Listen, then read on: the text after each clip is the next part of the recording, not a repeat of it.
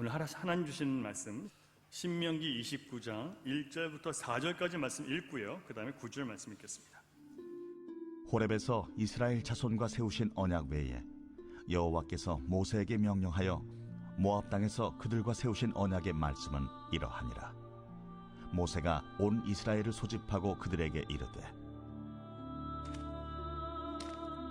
여호와께서 애굽 땅에서 너희의 목전에 바로와 그의 모든 신하와 그의 온 땅에 행하신 모든 일을 너희가 보았나니 곧 그 큰 시험과 이적과 큰 기사를 내 눈으로 보았느니라. 그러나 깨닫는 마음과 보는 눈과 듣는 귀는 오늘까지 여호와께서 너희에게 주지 아니하셨느니라. 그런즉 너희는 이 언약의 말씀을 지켜 행하라. 그리하면 너희가 하는 모든 일이 형통하리라. 아멘. 지난주 우리는 야곱의 아들 요셉이 살면서 끔찍한 상처들을 받는 것을 목격했습니다. 하지만 요셉은 하나님의 섭리를 깨달은 이후에 모든 마음의 상처를 극복하고 오히려 사람들을 구원하는 일에 쓰임받게 되었습니다. 그는 상처를 받았다고 해서 다른 사람들과 자신을 이렇게 마음의 벽을 쌓아서 분리시키거나 스스로 고립시키거나 우울증에 빠지지 않았습니다. 그가 오히려 성공해서 권력의 자리에 올라갔을 때 자기를 팔아버린 사람들, 그리고 자기에게 누명 씌운 사람들, 그리고 자기를 잊어버렸던 사람들에게 복수하려고 하지 않았습니다. 어떻게 그게 가능했을까요? 자신의 모든 상처를 통해서 하나님이 준비하신 놀라운 구원의 섭리가 있다는 것을 깨달았기 때문에 그 모든 것들을, 상처들을 다 잊을 수 있었습니다. 과거를 잊고 오히려 하나님이 이 땅에서, 이 고통의 땅에서 나에게 주신 복이 2배나 더 많고 풍성하다는 그런 고백을 둘째 아들을 통해서 하게 되었습니다.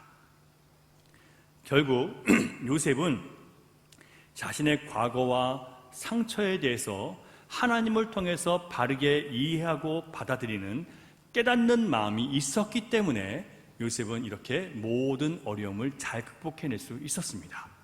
오늘 우리가 읽은 이 말씀은요, 광야에 1세대가 있고 2세대가 있습니다. 1세대는 처음 출애굽해서 나온 사람들 중에서 20세 이상이 된 사람들을 1세대라고 하고요, 그 다음에 20세 미만의 젊은이들과 또 광야에서 태어난 모든 사람들을 광야의 2세대라고 얘기를 합니다. 근데 오늘 이 본문은 광야의 2세대에게 주시는 그 하나님의 말씀이에요. 성경을 보면 광야 1세대에 대한 하나님의 평가가 뭐냐면 너희는 목이 곧은 백성이다 라고 하나님이 그렇게 평가하십니다. 그들은 하나님의 명령을 끝까지 거역하고 여호수아와 갈렙을 제외한 모든 1세대는 다 우리는 가나안 땅에 들어가지 않겠습니다라고 거절했다가 결국은 40년 동안 광야를 헤매게 되고 광야에서 다 죽게 되었습니다. 광야 40년이 지나서 가나안 땅 앞에 이제 서 보니까 정말 하나님을 거역한 세대는 다 가고 광야의 2세대만 남았고 1세대 중에서는 2사람만 남아요. 여호수아와 갈렙 2사람만 남았습니다.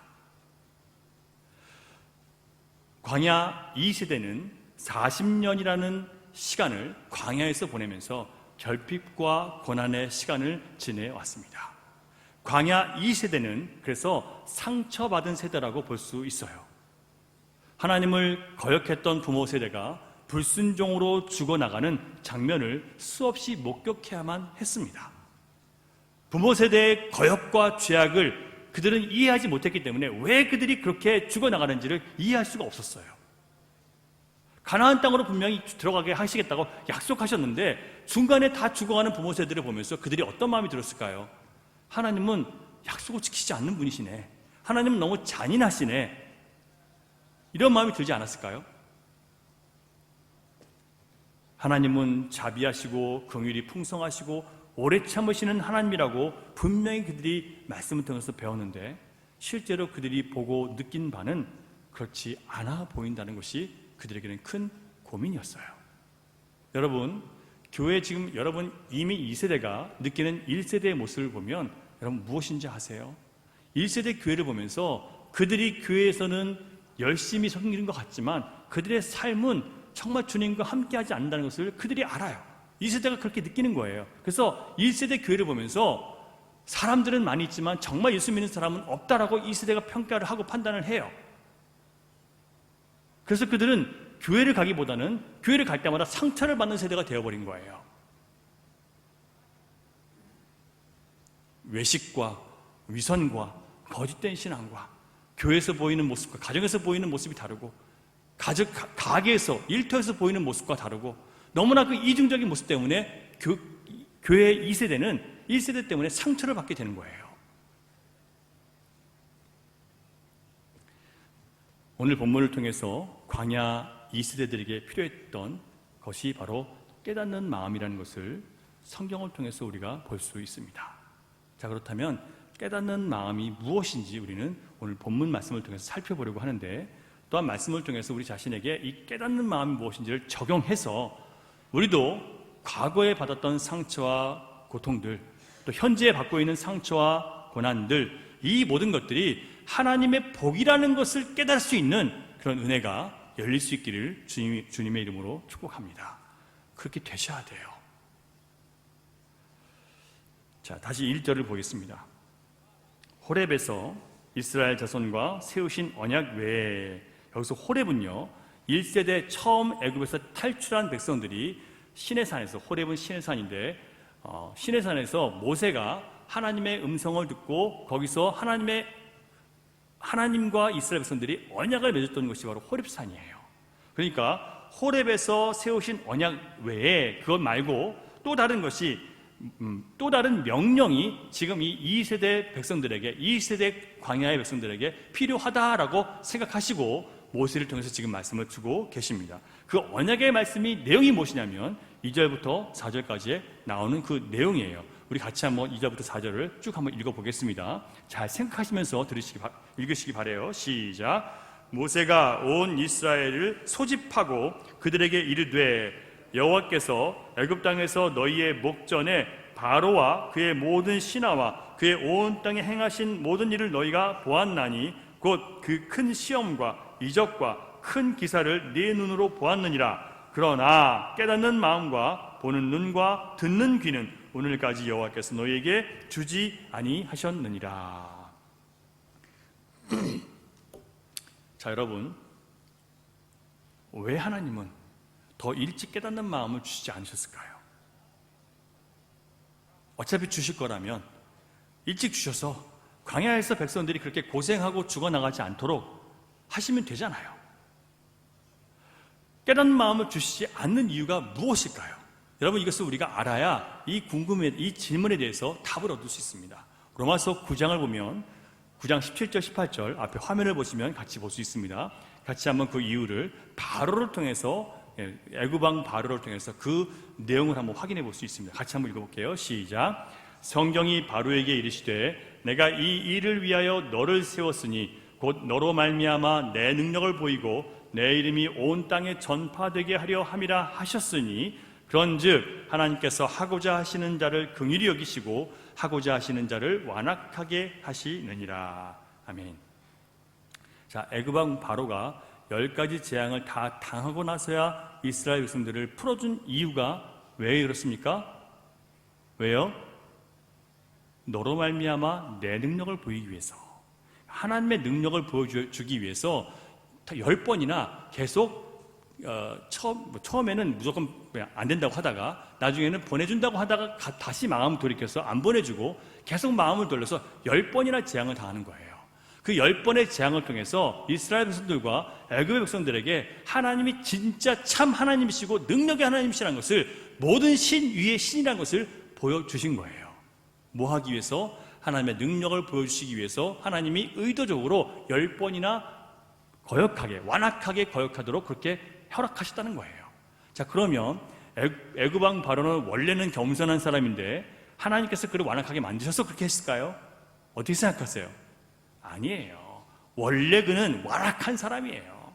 원래 교만한 사람이에요. 애굽왕은요, 자기가 신인 줄 알았어요. 자기를 신으로 여겼기 때문에 자기 앞에서 누구든지 무릎 꿇어야 되지 자기보다 더 높은 존재가 있기를 원하지 않아요. 그래서 그는 뭐라고 얘기하냐면 출애굽기 5장 2절 말씀을 보면 모세가 찾아가서 내 백성을 보내라라고 내 하나님 여호와께서 말씀하셨다라고 전하니까 그 바로가 하는 말, 출애굽기 5장 2절, 바로가 이르되 여호와가 누구이기에 내가 그의 목소리를 듣고 이스라엘을 보내겠느냐? 나는 여호와를 알지 못하니 이스라엘을 보내지 아니하리라. 바로가 뭐라고 얘기를 해요? 여호와 하나님 같은 거나 모르니까 내가 보내야 될 이유가 뭐냐? 안 보내겠다는 거예요. 이미 그는 교만하고 완고한 사람이었어요. 자기 마음에 교만한 대로, 자기 마음에 완고한 대로 고집부리도록 내버려 두신 것이지 그의 교만함의 원인이 하나님은 아니시란 얘기예요. 따라서 모든 인간의 죄는, 그리고 그 인간의 죄로 인한 모든 심판과 모든 괴로움과 고난은 다 그 사람의 책임이고 그 사람의 문제이지 하나님께 책임을 돌리시면 안 된다는 얘기예요. 그런데 얼마나 많은 사람들이 자기가 어려움과 힘든 일이 벌어지면 누구를 탓해요? 하나님 원망하죠. 그러시면 안 돼요. 다 나의 잘못된 선택과 나의 죄로 인한 고난이고 고통이에요, 여러분. 하나님 탓하지 마십시오, 여러분. 하나님은 우리가 함부로 탓하고 원망할 만한 그런 존재가 아니에요. 하나님은 완전한 분이세요. 광야 백성들도 마찬가지였습니다. 그들은 홍해가 갈라지는 기적을 보았고 시내 산에서 가득했던 하나님의 임재의 영광을 멀리서 보고 두려워 떨었던 사람들이에요. 하지만 그들은 모세가 자기들이 기대했던 시간에 빨리 내려오지 않으니까 뭐해요? 산 아래서 금을 모아서 금송아지를 만들어 놓고 뭐라고 합니까? 이게 바로 너희를 애굽에서는 너희의 하나님 여호와다, 이렇게 얘기를 해요. 우상을 만들어 놓고 있죠.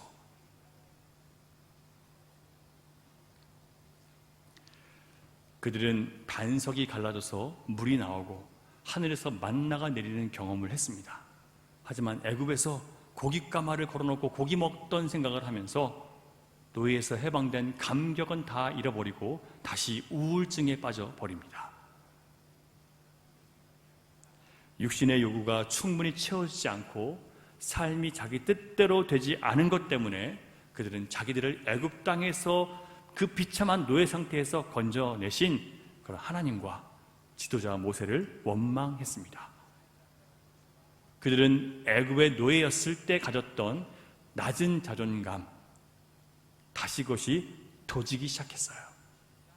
그들은 광야에서 어려운 순간마다 하나님의 뜻을 깨달으려 하기보다는 모든 어려움들을, 모든 고난들을 다 상처로 받아들였어요.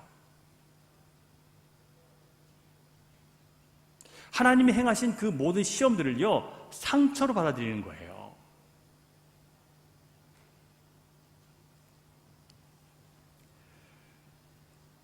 히브리서 기자는 광야 백성들에 대해서 이렇게 평가를 합니다. 히브리서 3장 8절과 10절 말씀 앞에 그림 보시고 같이 읽겠습니다. 시작.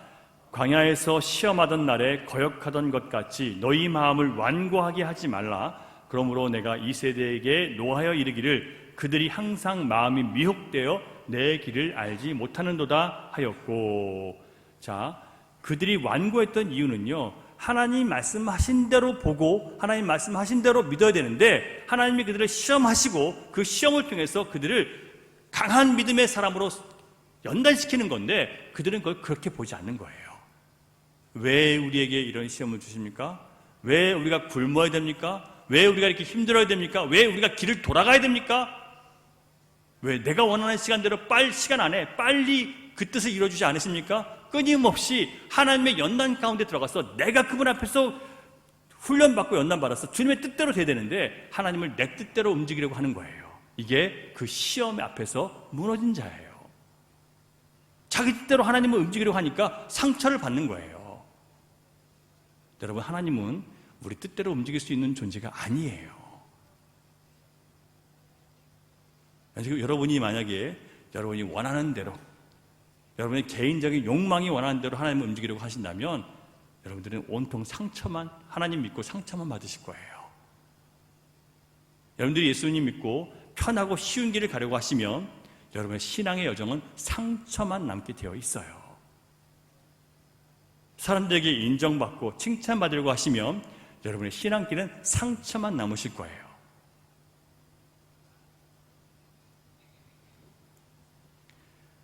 하나님의 길을 모르고 자기 길을 주장하면요, 항상 미혹되어서 하나님의 길 대신 자기 길을 주장하다가 결국 광야에서 다 사라지고 마는 거예요. 하나님의 백성인 광야의 1세대가 하나님의 길을 알지 못했던 이유는 하나님께서 그들의 믿음을 시험하실 때 그들은 마음을 완고하게 했습니다. 분명히 이전에 많은 기적들을 보여주셨고 불가능한 상황 속에서 그들을 먹이시고 그들을 마시게 하셨고 그들을 건지시고 보내주셨는데, 심지어 불기둥과 구름기둥을 가지고 그 백성들을 지키시고 인도해 주셨는데, 그들은 여전히 문제가 생기면 전능하신 하나님을 믿지 않고 왜 우리에게 이런 일을 하십니까? 왜 내가 이런 고통을 당해야 됩니까? 내가 왜 이런 상처를 받아야 됩니까? 내가 왜 이런 오해를 받아야 됩니까? 라고 하나님을 원망했단 말이에요. 저는 이런 신자들을 볼 때마다 너무 안타까워요. 왜 나에게 하나님 이런 일을 주십니까? 왜 주실까요? 왜 하나님이 여러분 그 사람을 연단하시기 위해서 시험 가운데 집어넣으셨을까요? 아까 우리가 말씀을 본 것처럼 우리 이제 그 답이 나오게 될 거예요. 이제 그 답을 말씀을 드릴게요. 꼭 여러분 기억하셔야 될 게 뭐냐면, 하나님이 하시는 시험을 단순히 사람과 환경 때문에 생긴 것으로 보시지 마시기를 바랍니다. 내가 저 사람 괜히 만나가지고, 괜히 이 사람하고 결혼해서, 내가 괜히 이 사람하고 같이 일해서 이렇게 됐다라고 그 사람에게 여러분 모든 탓을 돌리지 마세요. 그게 시험이라고요, 시험.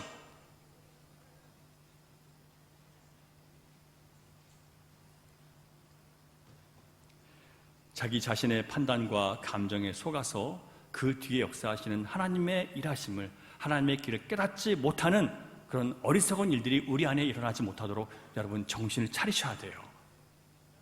결국 이스라엘 백성들이 하나님을 대적하고 자기 주장, 자기 뜻 고집하다가 광야에서 죽어나가게 된 것은 그들이 하나님이 허락하신 믿음의 시험을 자기 뜻대로 이루어지지 않았다고 해서 상처로 받아들였던 그들의 책임인 거예요.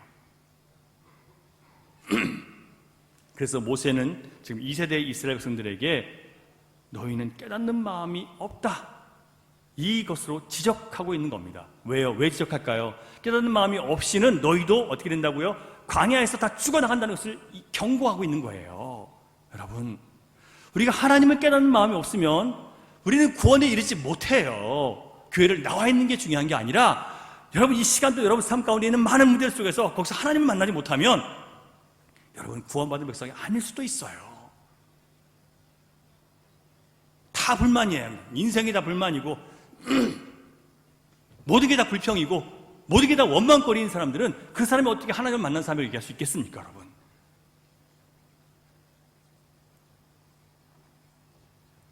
자, 그렇다면 하나님께서 왜 사랑하는 백성들에게 편하고 안전한 길로 보내는 대신 위험한 광야의 길로 보내셔서 시험을 하시는 것일까?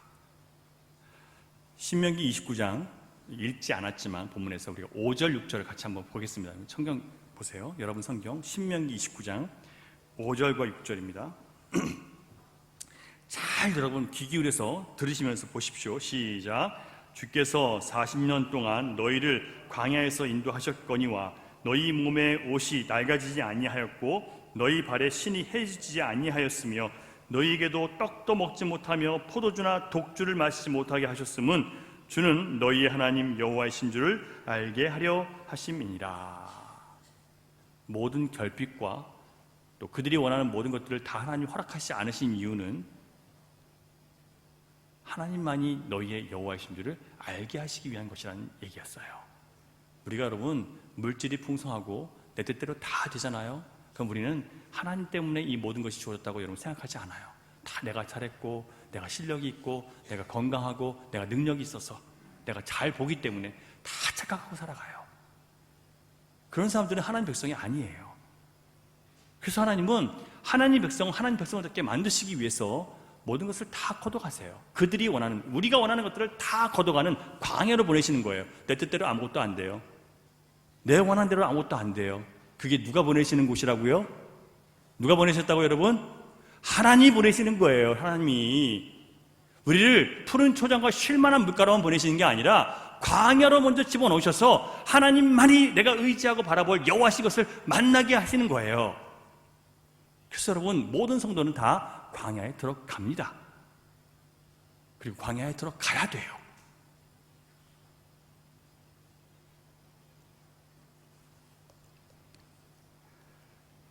하나님은 우리를 사랑하시고 보호하시고 인도하시는 분이시지만 절대로 편하고 좋고 쉽고 안전한 길로 인도하시는 분이 아니시라는 것을 여러분 명심하시기 바랍니다.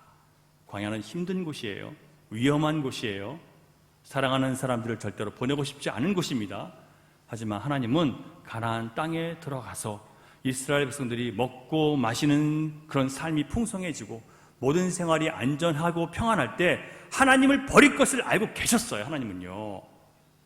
여러분, 하나님은 우리 뜻대로 잘 되면 우리가 하나님 배신할 걸 알고 계시는 거예요. 그래서 여러분, 우리를 광야로 보내셔서 우리 뜻대로 안 되는 삶으로 우리를 집어넣으신 거예요.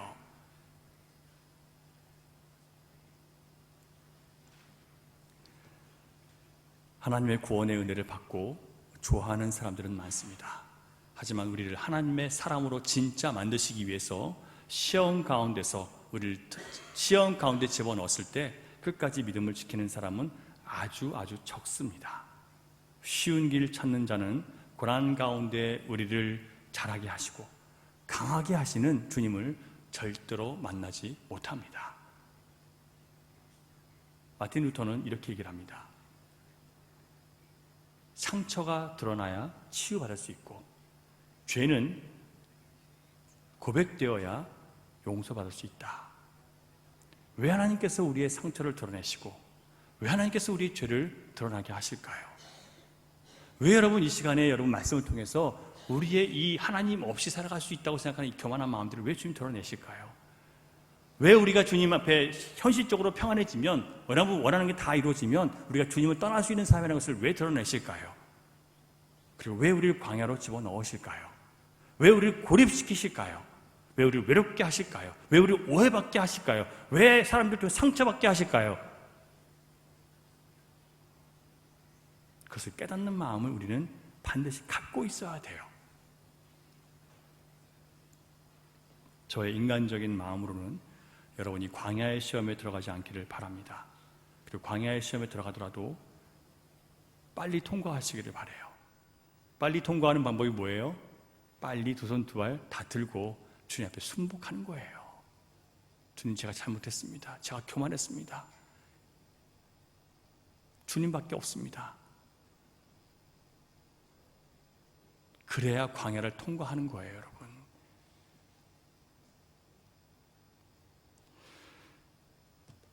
만약에 우리가 그 광야를 통과하지 못하면 어떤 일이 벌어지는 줄 아세요?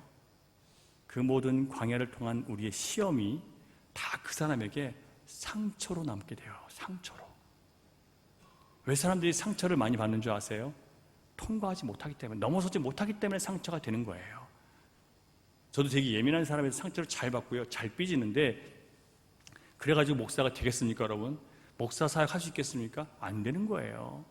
그래서 하나님께서는요, 얼마나 많은 충격적인 일들을 통해서 이 상처를 넘어서지 않으면 안 되는 사람으로 만들어 가시는지 몰라요. 그래서 여러분, 정말 많은 상처를 받아요, 제가요. 어쩔 때는 감당하지 못할 것 같은 그런 엄청난 상처를 받았을 때, 그때 때로는 피하기도 하고 도망치기도 해봤어요. 근데 하나님이 도망치면 그 상처가 없을까요?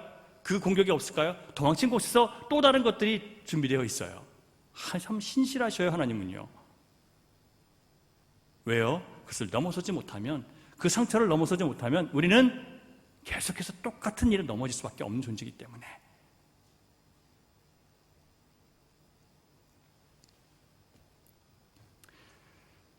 자, 그렇다면 우리를 연단하신 하나님의 시험을 고통이나 상처로 받지 않고 그 안에서 하나님을 깨닫는 마음을 받을 기회로 삼으려면 우리는 어떻게 해야 될까? 어떻게 해야 상처받지 않고 하나님을 깨닫는 마음을 우리가 받을 수 있게 될까? 두 가지 말씀을 드리고 말씀 마치겠습니다. 첫째, 같이 읽겠습니다. 시작. 하나님께서 첫째, 시작. 내 자아를 십자가에 못 박아 온전하게 하시는 하나님의 섭리로 받아들여야 합니다. 하나님께서 우리를 시험하실 때 상처받지 않으려면요, 내 자아를 십자가에 못 박아서 온전하게 하시는 하나님의 섭리로 받아들여야 됩니다. 자, 우리를 부수시는 이유가 뭐예요? 하나님 우리를 부수세요, 여러분. 우리의 자아를 부숴야 우리가 주님 앞에서 새롭게 지어질 수 있기 때문에 우리가 주님을 만나게 될 때 하나님이 제일 처음에 하시는 일은요, 저 여러분을 부수는 거예요. 나의 생각, 나의 경험, 나의 주장, 나의 판단, 나라는 사람을 부수어서 새 것을 만드셔야 하기 때문에 나를 먼저 부수는 거예요. 그게 상처로 올 수 있어요, 여러분. 내가 교만하게 나 자신을 자랑하고 있던 모든 것들 다 박살내세요. 내가 과거에 나를 자랑했던 모든 것들이, 심지어 내가 교회에서 잘했던 모든 것들까지도 하나도 그것이 내 자랑이 되지 않도록 하나님이 부숴버리세요. 왜 그러실까요? 왜 부서져야 될까요? 부서져야 새로 지어질 수 있기 때문에 그런 거예요. 이처럼 나를 부수시는 하나님의 뜻을 나의 십자가로 받아들이는 사람, 그런 사람들은 내 주변에 하나님이 허락하신 모든 환경과 사람들을 통해서 받는 어떤 어려움이나 상처나 부담이나 시험을 피해서 도망치고, 그리고 그 무거운 부담들을 버리고 스스로 벗어버리지 않습니다. 하나님은요, 가나안 땅에 들어간 이스라엘 백성들에게 가시와 찔레가 있도록 허락하십니다. 자, 문제는 가나안 땅에 들어간 이스라엘 백성들이 거기에 있는 이 가나안 족속들 중에서 철병기를 갖고 있거나 철병거를 갖고 있는 강한 민족들은 싸워서 이기지 못할 것 같으니까 싸우지 않고 그냥 내버려 뒀어요. 나중에 이 사람들이 어떻게 돼요? 가나안 땅에서 이스라엘 백성들이 힘이 있을 때는 그들이 힘을 발휘하지 못하다가 나중에 그들이 타락하면서 힘을 잃기 시작하니까 그들이 힘을 얻고 뭘 해요? 슬슬 이제 찌르고 괴롭히기 시작합니다. 가시짓을 하기 시작해요.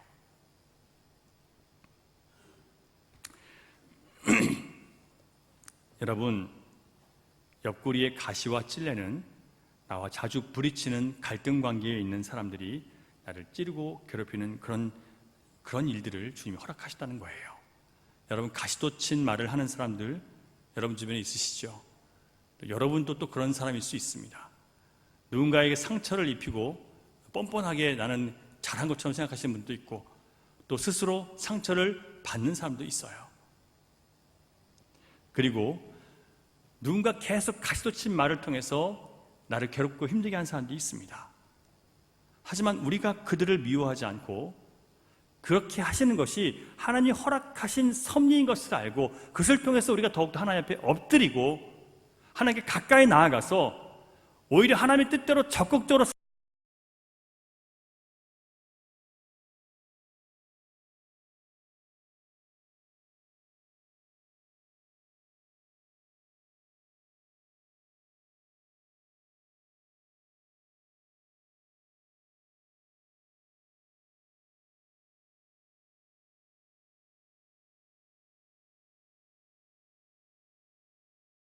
사랑을 실천할 때 그 시험과 갈등은 오히려 우리를 성숙하게 하는 도구가 될 것입니다. 정복되지 않은 것들이 우리 안에 남아있을 때, 내 안에, 여러분 우리 스스로 잘 알 거예요.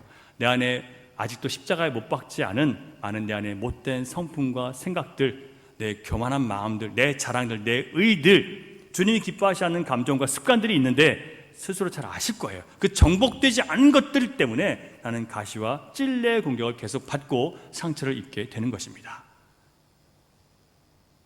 우리는 나를 찌르는 사람을 미워하지 말아야 되고 오히려 자신을 더욱 십자가에 못 박아서 철저하게 주님께 복종하기 위한 나 자신과의 싸움을 기도 가운데 해야 합니다.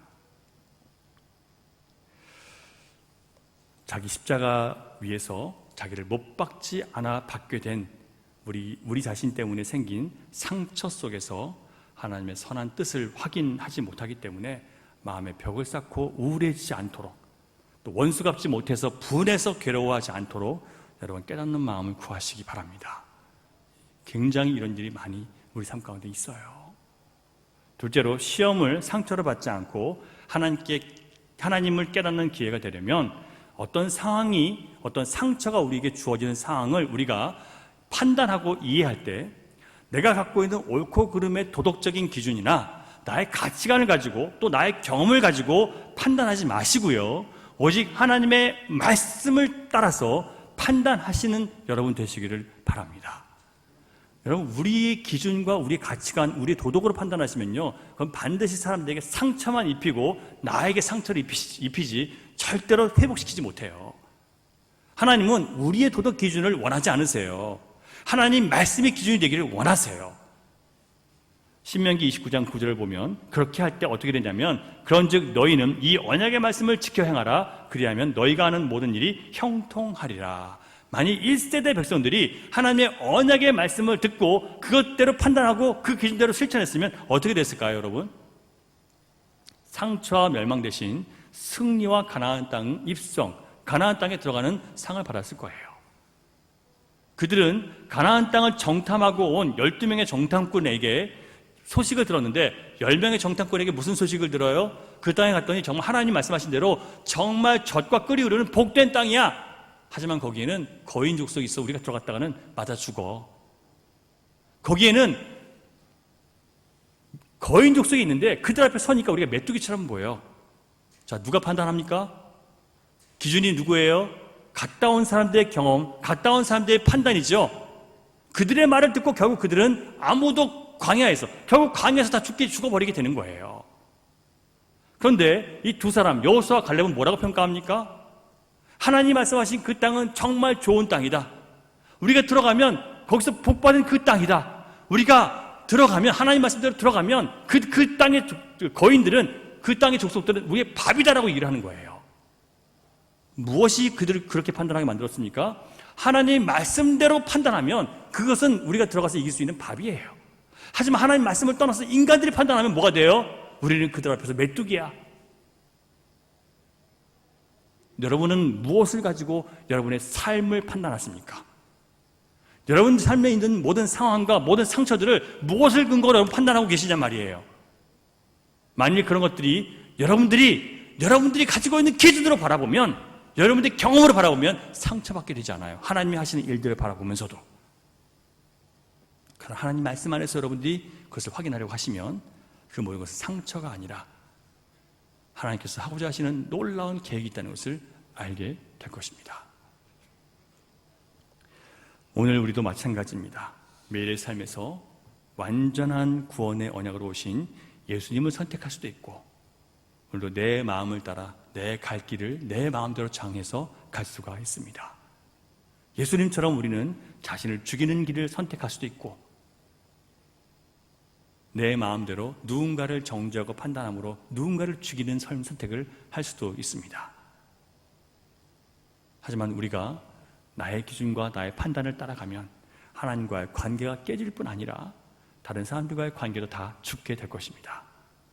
많은 사람들이 예수님 안에서 나에게 부어진 사랑을 깨닫는 마음이 없기 때문에 자꾸 마음이 딱딱해지고, 딱딱한 마음으로 사람을 바라보니까 서로 미워하고 정죄하게 되는 거예요. 얘는 이래서 싫고 쟤는 저래서 싫고 다 싫은 것밖에 없어요. 그것이 바로 영적인 위기인 것을 여러분 아셔야 됩니다. 이 사람도 싫고 저 사람도 싫고 다 꼴보기 싫어요. 그냥 나 혼자 그냥 예수 잘 믿고 살면 되지 뭐.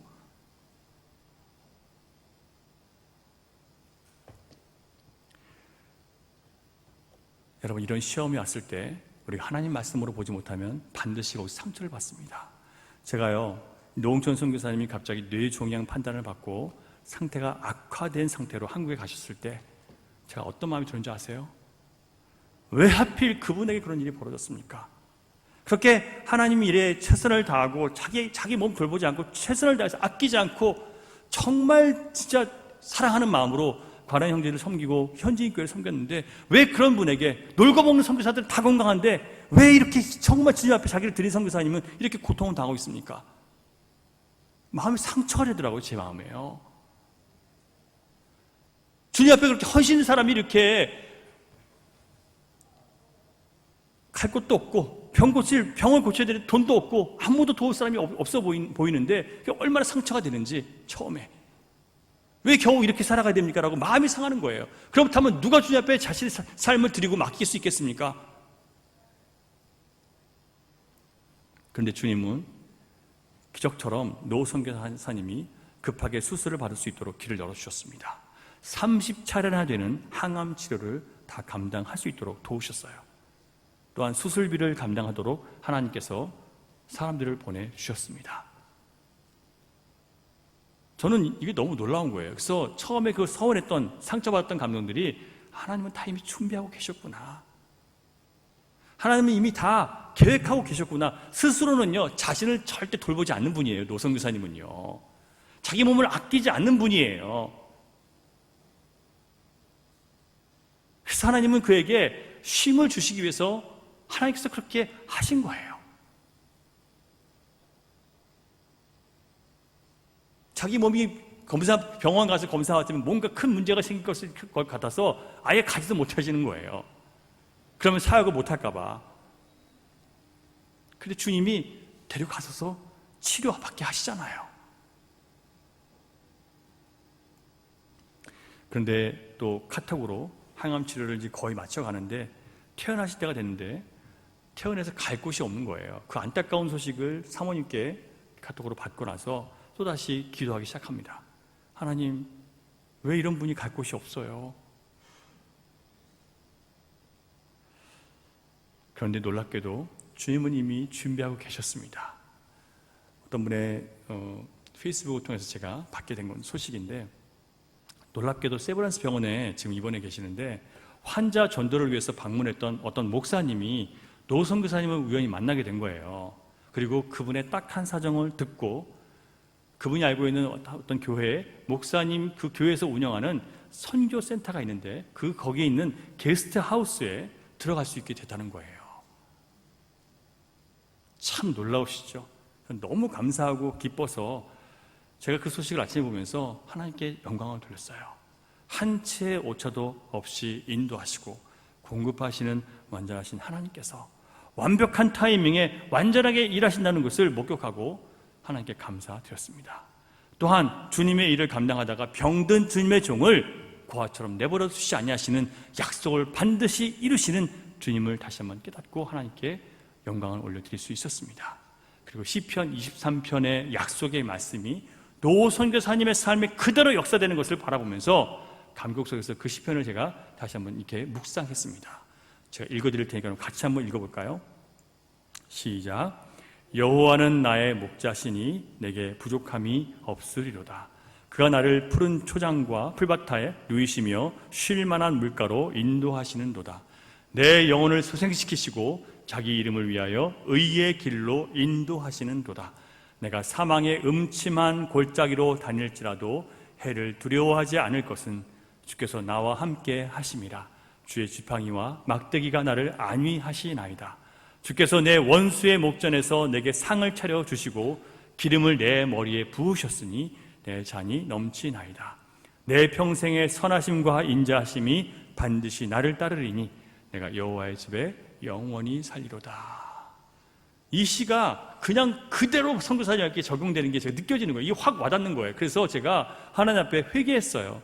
그것을 상처로 받았던 제가 하나님을 깨닫는 마음이 없었던 것입니다. 하나님의 말씀으로 보지 못하고 내 인간적인 기준으로 판단했기 때문에 상처를 받았습니다라고 회개하게 하시더라고요. 여러분, 상처 받으실 일이 있으셨습니까? 상처 받고 계십니까? 상처 받으셨습니까? 그래서 하나님의 말씀 가운데 기다리면서 바라보시기 바랍니다. 절대로 상처가 끝나지 않을 거예요. 그 일을 통해서 더 우리를 성숙하게 만드시고 오히려 상처를 넘어서서 상처받은 자들을 위로할 수 있는 사람으로 우리를 변화시켜 가실 것입니다. 여러분, 기억하시기 바라요. 요셉이 사람들과 세상으로부터 그 끔찍한 상처를 받았지만 오히려 그 상처를 통해서 다른 사람들을 구원하고 섬길 수 있는 그 사명의 기초가 되었다는 것을 여러분 잊지 마시기 바랍니다. 예수님은 모든 사람들에게 버림받는 상처를 받으셨어요. 그러나 그 상처를 딛고 일어서셔서 상처 입어서 다른 사람의 상처를 주고 살아가는 죄인들을 구원하셨고 모든 상처를 치유해 주셨습니다. 사도 바울은 많은 배신과 핍박을 받았지만 모든 것이 상처로 남지 않았습니다. 왜냐하면 그가 그리스도와 함께 십자가에 자신을 못 박았기 때문에 더 이상 상처를 받지 않을 수 있었습니다. 상처받을 자아가 죽었기 때문에 상처를 받지 않는 거예요. 하나님은 우리가 그런 길을, 그런 사람들이 되시기를 원하고 계십니다. 상처는 상처받는 내 자아가 죽고 상처를 극복한 만큼 다른 사람들의 고통을 치유할 수 있는 그런 사람으로 성장되기를 주님은 원하고 계십니다. 그리고 여러분, 주님은 그렇게 우리를 만드시기 위해서 주님께서 우리를 시험 가운데, 상처 가운데, 고난 가운데, 질병 가운데 집어넣으셨습니다. 여기서 여러분이 깨닫는 마음이 있다면 여러분은 그 모든 상황이 축복이었음을, 은혜였음을 고백하는 날이 반드시 오게 될 것입니다.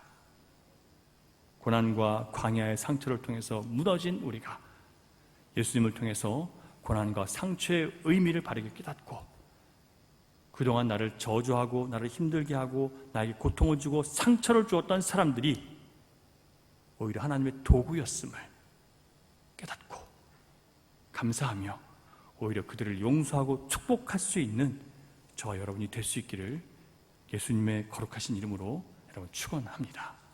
기도하겠습니다.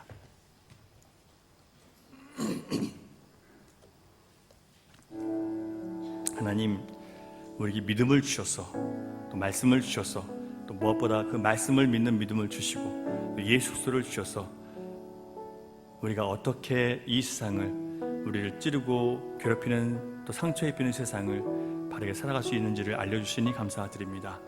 하나님, 눈에 보이는 상처와 고통과 아픔들, 질병과 문제들은 그것이 그냥 현실 때문에 주어지는 것이 아니라 하나님께서 우리를 연단하시는 과정이며 그런 상황들을 통해서 더욱 우리가 하나님만이 나의 여호와이심을, 오직 하나님만이 신실한 나의 하나님이심을 깨닫는 시간으로 만드시는 것인 걸 우리가 알게 하시니 감사드립니다. 하나님, 이제 우리가 깨달은 이 하나님의 말씀을 통해서 우리가 받아야 하는 상처와 우리가 받아야 되는 고난과 괴로움 속에서 하나님을 깨닫는 마음을 갖게 해주셔서 그것이 단순히 눈에 보이는 고통이 아니라 그 뒤에 있는 하나님의 구원의 섭리를 볼 수 있는 우리 모두가 될 수 있도록 도와주시옵소서. 사랑하는 우리 전달호 주사님, 영국 귀국하게 되십니다. 하나님, 하늘에서 하나님 나라에서 다시 만날 것을 믿고 기대합니다.